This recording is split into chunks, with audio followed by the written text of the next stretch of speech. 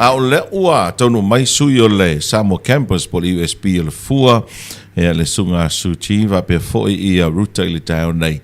ia awa ia nisio whaalau i loa o porkalame whanga solo le tatu IUNIVESITE le PASEFIKA i na ia le fua le Samoa Campus mana ia o le toninga sui o le Samoa Campus le tau nei whatalo watu a chima ruta nei tau good morning malo se fo manuia. Good morning, tono taua. Whaftai lawa mo le awanoa o tuina mai fo ili USB le tai au. Whawhelo ati fo ili mai mo whafunga mai o Samoa le tai au. Fo ulaso lua whane o Yuni. Masina e ono. Saore mama. O le le Tausaga. Whaftai fo tato whelo ai. Mele tasi le aso vai ati au e Savai. O le si aso vai ati au e Fiti. Vai ati au e New Zealand. Australia. Frequent flyer. Enjoy the life. Ilo fo ia se sia o ia le number 1 le ia. Eso share le New Zealand. Malo le good morning Ruta. Good morning. Yeah, malo ya tamana tole tau mai le tunu ile po wala mfanga solo le tatu university ala fatu le no fa pula ma fo le foi fa mo mori. Ya whaftai te lawa tona tau mo mawa noa ia ono man manunga tatou taimi o le fo whanga solo ia pokalami o RESITALA mo le Vaitu'uaga lona lua o le fo Tausaga ia whai asina pisi sa wa mai wha unga ia me o suenga whai o le Vaitu'uaga mo ia Uni ia o le fo la whanga solo atu ia le RESITALA o le Vaitu'uaga lona lua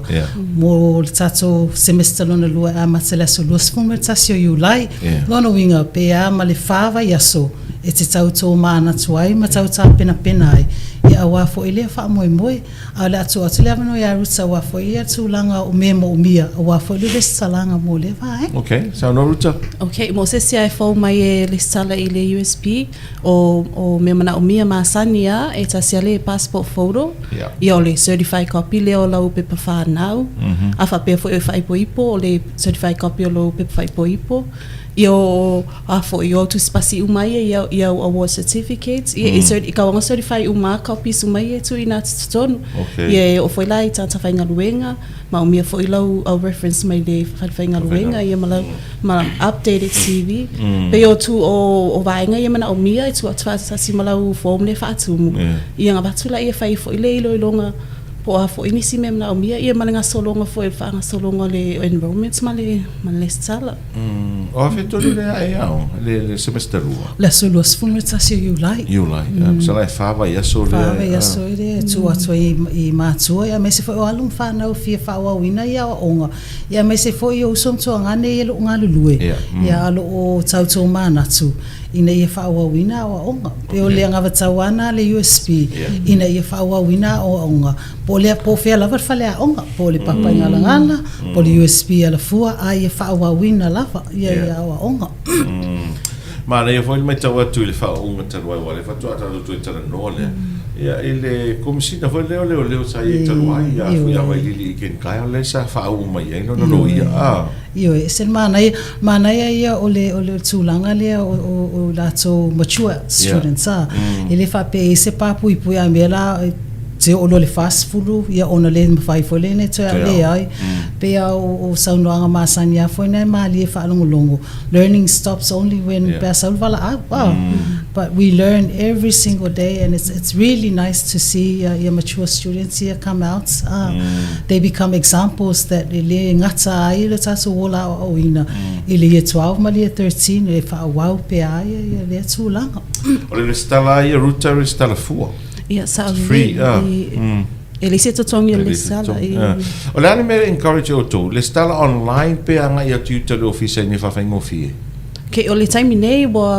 fa malusia le sala online. But ya ni si tangata e su to o bo mo fa tumula to sal sanga. Sala le mfaila ma to fa fo ni tangata. Pa Italia ya time nei bo fa malusia le tam fai fo e sala online. O le si vaenga tai per vaenga le ta o le certified copies le o pe fa ipo ma e na o le lo ia fai no certified e fai fa manino vaenga. Ole Tulanga certified copies. We also have certification stamps for our purposes. Okay. So afapela yo le fama tu mama ina lavo le wa on mele ya certified lo copy or O le vai foi male lima. Nakano pa ya wengi ave ma mafai nei tangata. Au wala vale popole o maso fatonu fo o sama tai lo ia. Ya ai ona ia lava tulanga university lo ia la to certification stamps. A certifier for USP purposes. Se va na me tsa fam sinonga ma me va pena mo certification. Lima tsa tai lo ia mo va enga lava ia a USP ai mo la tunga benga fatsino. E ma fai ona va tu mo originals photocopy for emato. O what's al photocopy alo foi le o sei len a vatching outside photocopying outside certifying outside mana tua ele ese sol ele se resala so ngi afta a matsana to songi ia se vai nga tupe ina wa vatula opilio lo ia o resitala le fanga sono nei alo e mesa vai ia saole I whawawina o mamo nei ai upolu fo ima savai e fia fo savai ona se foi numero tamit se vai resitala o alu lunga I Tausaga taitas yo lo alu lunga ono o le teleo penena tata no ali ama tsaina tata pokalami lo fanga solo le mo fala wi lo foi na ia onga mal fala wi lo foi na ele se meti Tausaga mama o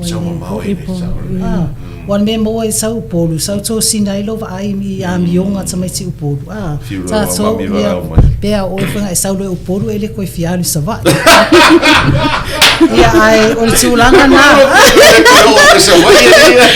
ar tulanga na o lo ia tato sentai savai sala fai e o tafani tonu lava faltusian malo o inalo ia tato sentai lo ia for tato staff o le sunga ya lisone tonu mai pea lo yolo ona fama va ainga tato sentai na mo facili so se mea lava e fia malama ile ia mamalo le tsu a mesio matua o lo matala tato sentai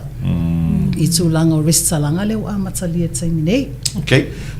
malo fa tai no tai se vai nga te viva popo meltano tanoanga leita yao ke se si vai nga fa popo atua yo le e fa matu au nanga le fa popo mo school tutorials po o nga ia fa popo mo kolisi mo lunga ia o le Tausaga ngei o le fa popo ia o le oversenga ia 12 mali ia 10